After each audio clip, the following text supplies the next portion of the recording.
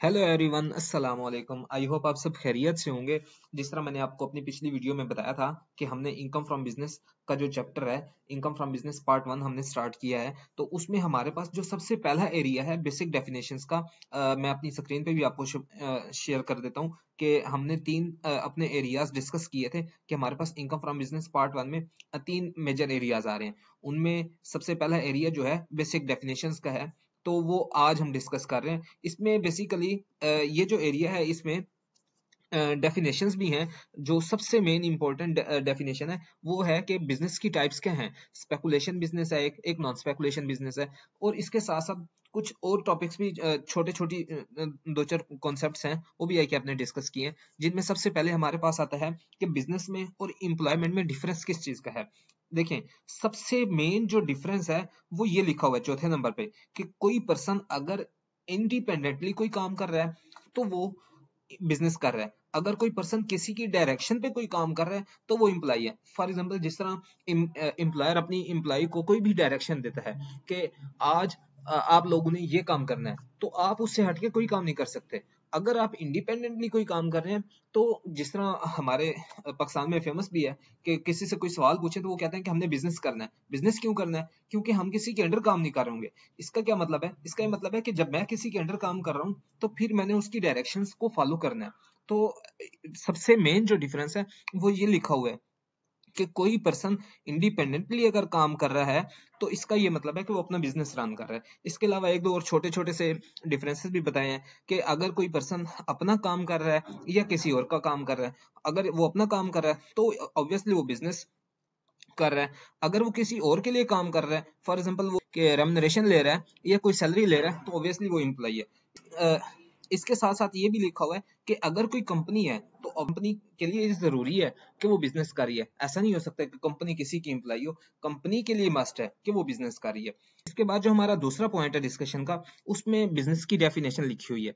देखें, ये बहुत इंपॉर्टेंट है आपके लिए अंडरस्टैंड करना कि बिजनेस की डेफिनेशन है क्या, बिजनेस का मतलब क्या है। हमने ये चूंकि पूरा चैप्टर ही हमारा, बल्कि दो चैप्टर्स हैं आपकी बुक में, income from business part 1, income from business part 2, तो हमारे लिए बहुत जरूरी है कि हम बिजनेस की डेफिनेशन को अंडरस्टैंड करें। यहाँ पे लिखा हुआ है बिजनेस इंक्लूड्स। इसका ये मतलब है कि बिजनेस में ये सारी चीजें इंक्लूड है। उनमें क्या क्या शामिल है? सबसे पहले लिखा हुआ है ट्रेड। ट्रेड का क्या मतलब है?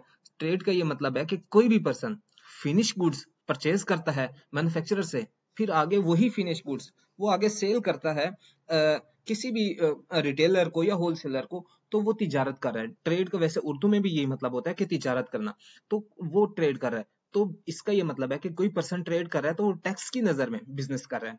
इसके बाद लिखा हुआ कॉमर्स। कॉमर्स का भी यही मिलता जुलता ही मीनिंग होता है। इसके बाद लिखा हुआ है मैन्युफैक्चरर।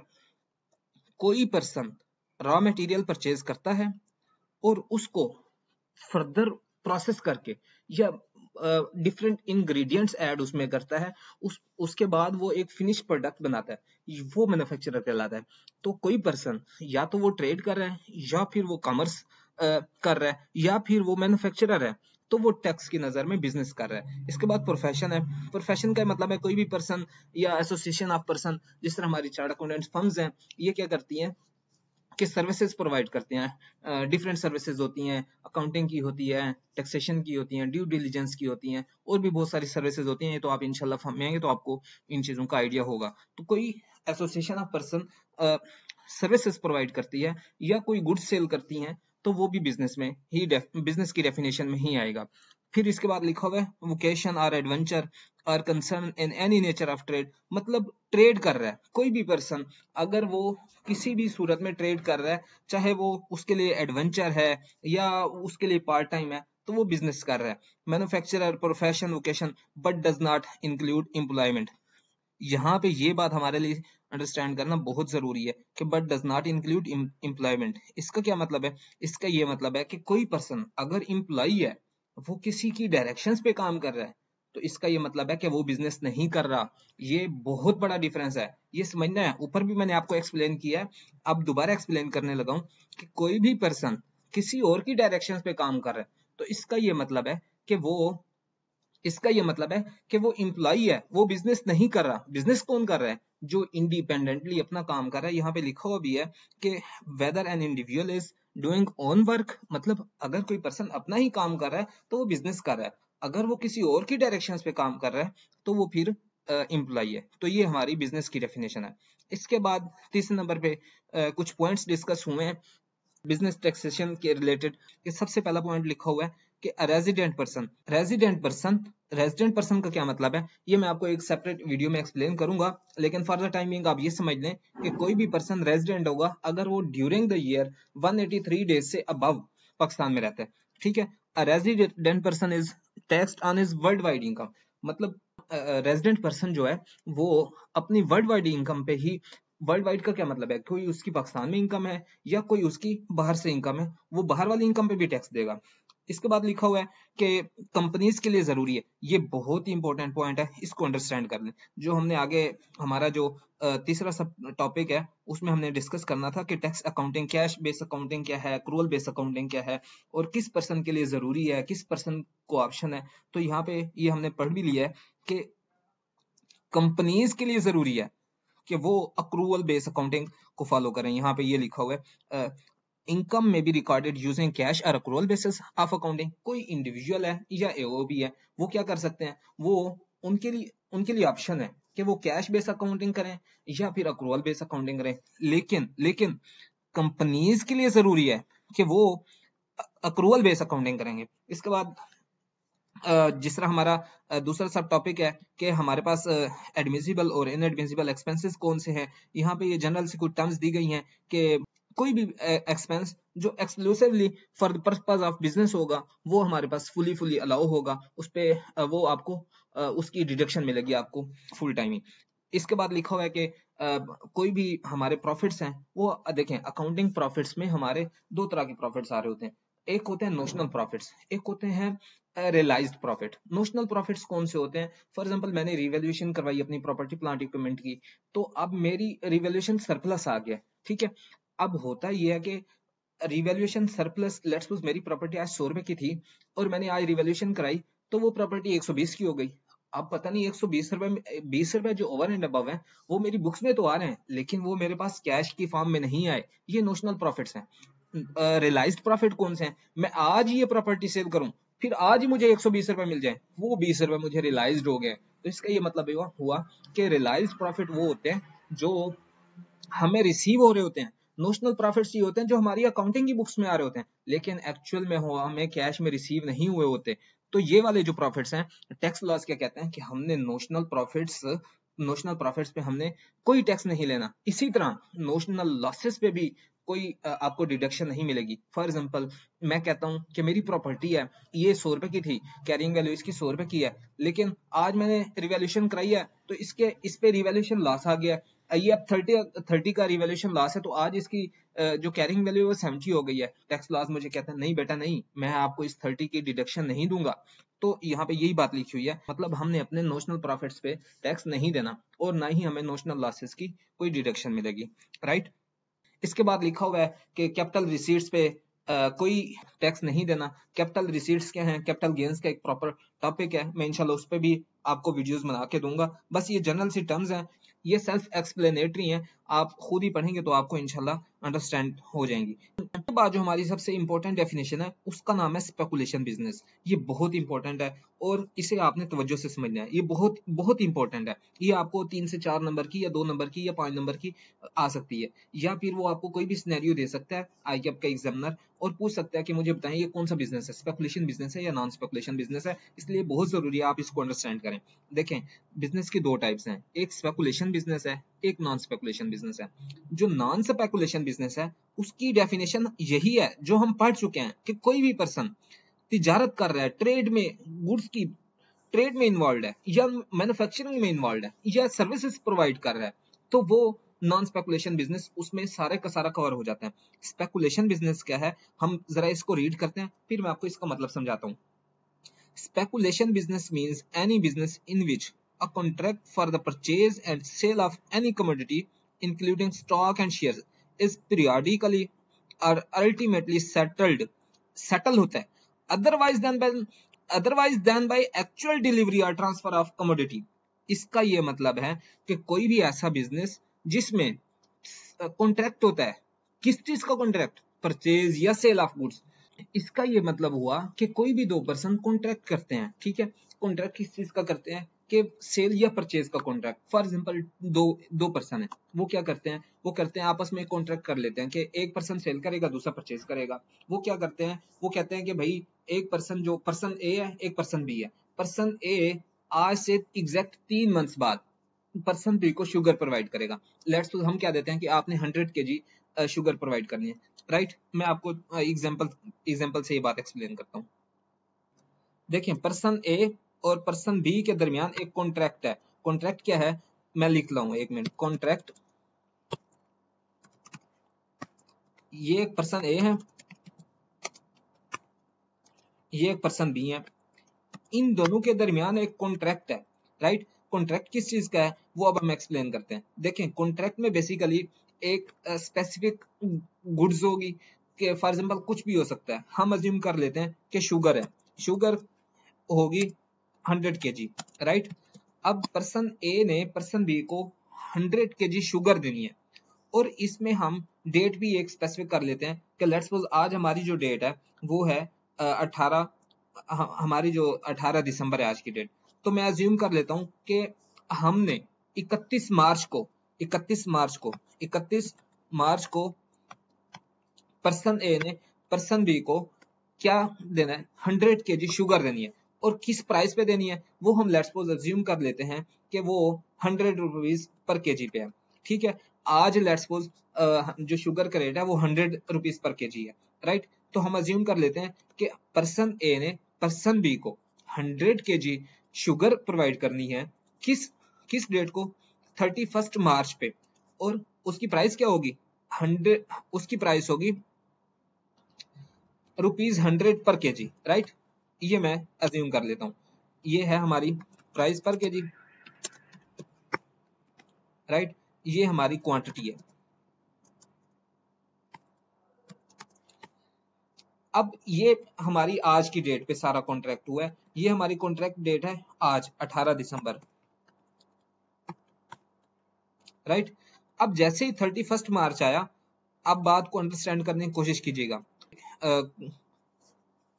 आज 31 मार्च आ गया, पर्सन बी देखता है कि भाई मैंने तो 100 kg ₹100 पर केजी के हिसाब से मैंने शुगर परचेज करनी थी पर्सन ए से।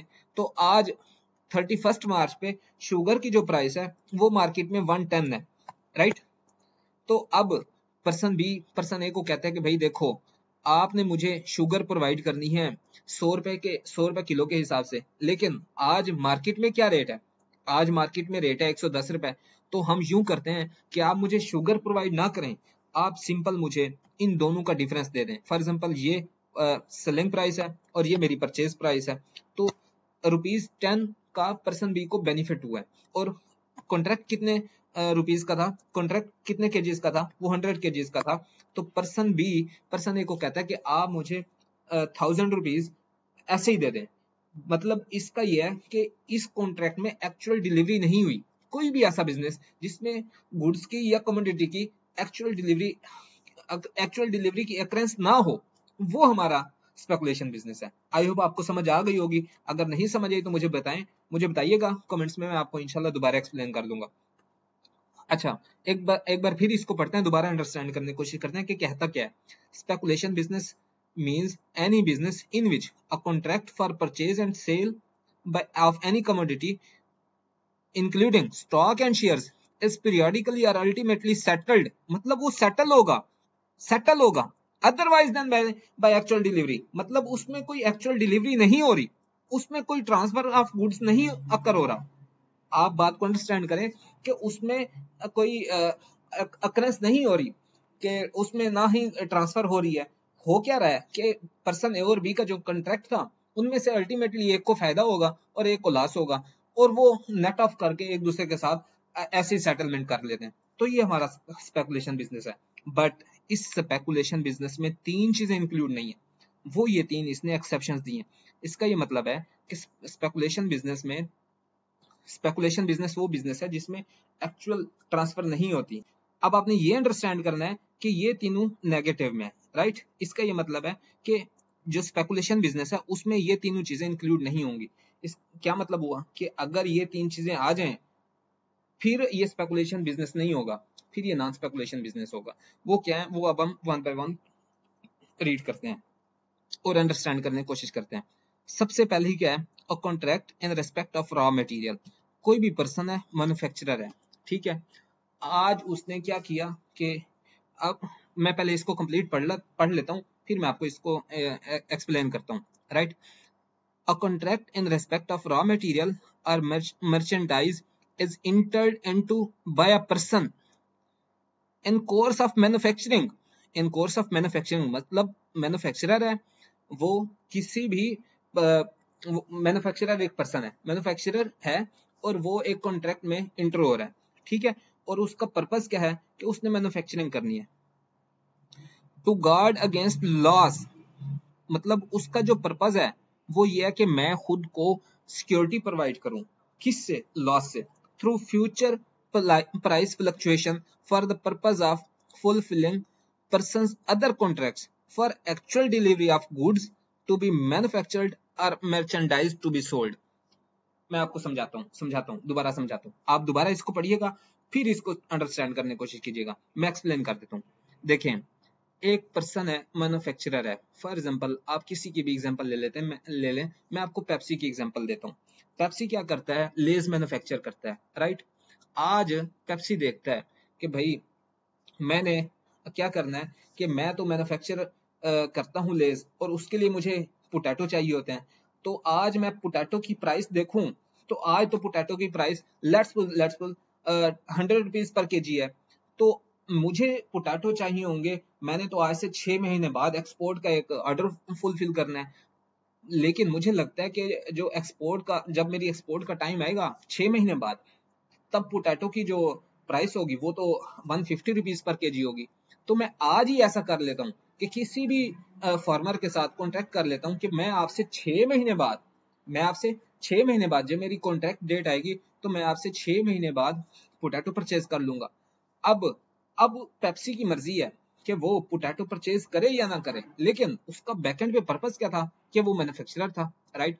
हमारी यहाँ पे कंडीशन क्या है कि मैन्युफैक्चरर होना चाहिए by person in course of manufacturing, कि उसका पर्पस क्या था, मैन्युफैक्चरिंग था, और वो मैन्युफैक्चरिंग उसके लिए थी भी रॉ मटेरियल। इसका ये मतलब हुआ कि मैन्युफैक्चरर होना चाहिए, और जिस चीज को कॉन्ट्रैक्ट हो रहा है वो उस मैन्युफैक्चरर के लिए रॉ मटेरियल होना चाहिए।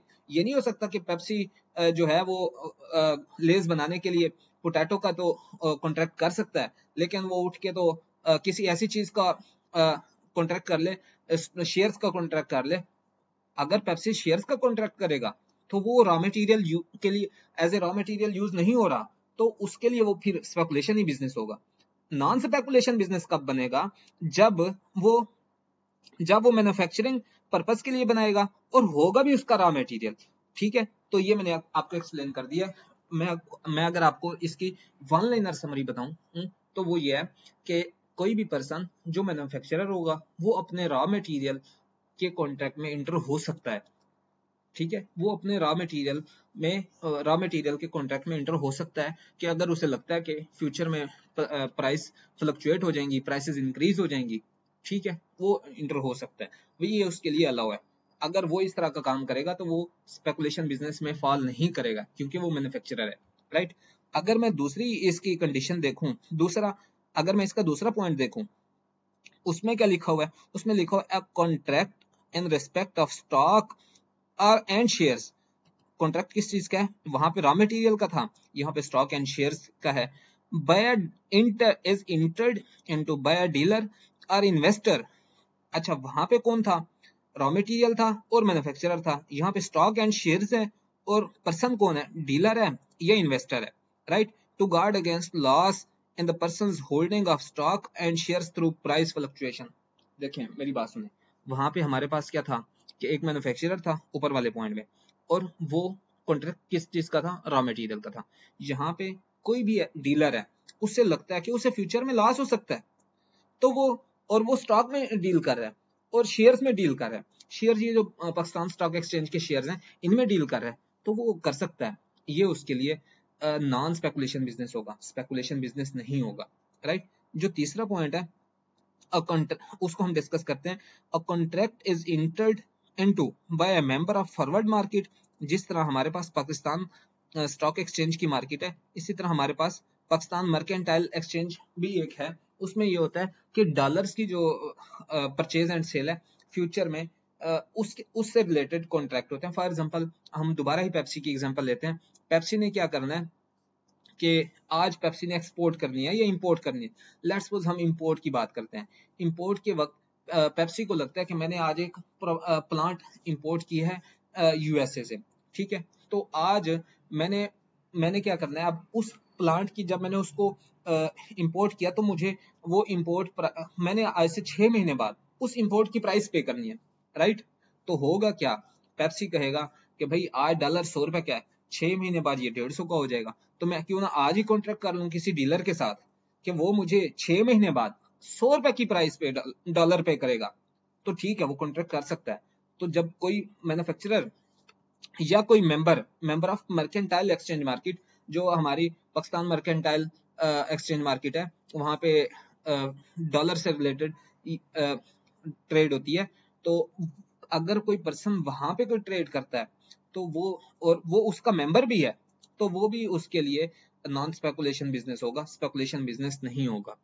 अब मैं इस पूरी डेफिनेशन को वन लाइनर में अगर कंपाइल करूं तो वो ये है कि कोई भी पर्सन कॉन्ट्रैक्ट करे, उसमें एक्चुअल डिलीवरी ना हो गुड्स की, तो वो स्पेकुलेशन बिजनेस होगा। लेकिन इसकी 3 एक्सेप्शंस हैं। पहली एक्सेप्शंस क्या है कि कोई भी मैन्युफैक्चरर रॉ मटेरियल की परचेज के लिए कॉन्ट्रैक्ट करता है बट एक्चुअल डिलीवरी अकर नहीं होती, वो उसके लिए स्पेकुलेशन बिजनेस नहीं होगा, नॉन स्पेकुलेशन बिजनेस होगा। दूसरी क्या है कि कोई भी पर्सन जो हमारे पास जो स्टॉक या शेयर्स में डील कर रहा होगा और वो डीलर है, वो अगर कॉन्ट्रैक्ट कर लेता है और उसमें भी एक्चुअल डिलीवरी अकर नहीं होती, तो वो भी नॉन स्पेकुलेशन बिजनेस होगा, क्योंकि ये स्पेकुलेशन बिजनेस की एक्सेप्शन है। तीसरा क्या है कि जो पाकिस्तान की मर्केंटाइल एक्सचेंज है, आप गूगल पे सर्च कीजिएगा तो वहां पे आपको इसके बारे में ज्यादा डिटेल्स मिल जाएंगी। मर्केंटाइल एक्सचेंज का कोई मेंबर कॉन्ट्रैक्ट करता है और उस कॉन्ट्रैक्ट का पर्पज होता है कि खुद को बचाना लॉस से, और उसमें भी एक्चुअल डिलीवरी नहीं होती, तो वो भी नॉन स्पेकुलेशन बिजनेस की डेफिनेशन में आएगा, स्पेकुलेशन बिजनेस की डेफिनेशन में नहीं आएगा। अगर आपको कोई बात नहीं समझ आई, कोई बात एक्सप्लेन करने की जरूरत है, तो आप मुझे कमेंट्स बॉक्स में बताइएगा, तो फिर मैं इंशाल्लाह आपको एक्सप्लेन कर दूंगा। अपना बहुत ख्याल रखिए और थैंक यू, अल्लाह हाफिज।